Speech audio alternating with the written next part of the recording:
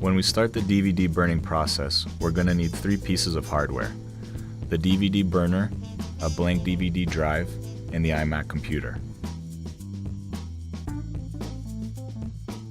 What we're going to do now is connect our DVD burner hardware to the computer. We can connect the USB ends into 2 areas: the USB slots in the front, which is preferred, or if the USB hub is not available to you, we can connect it in the USB slots located behind the iMac. Once your DVD burner is connected and powered on, hit the eject button to open it up and insert a blank DVD. You are now ready to go back to the computer and continue with the software side of the burning process. Once back on the Mac desktop, a pop-up should appear asking you what to do with the DVD. At this point, you can click Ignore. Launch the DVD Styler app either from the dock or by first clicking the Launchpad icon and then the DVD Styler icon.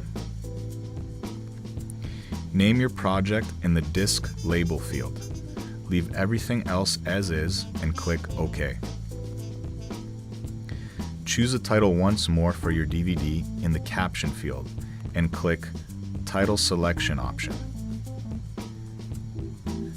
Choose a theme from the options available and click OK. This is what you will see when the DVD first starts. Drag your video file into the DVD Styler app.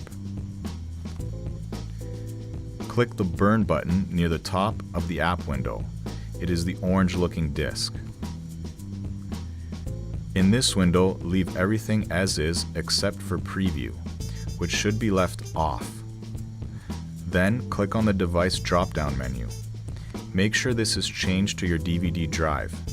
It is usually the second option available, and in our case, it was called Slim Type DVD A, but yours may vary slightly depending on model of the DVD drive. Now click Start and the process will begin. Once done, you can eject the disc.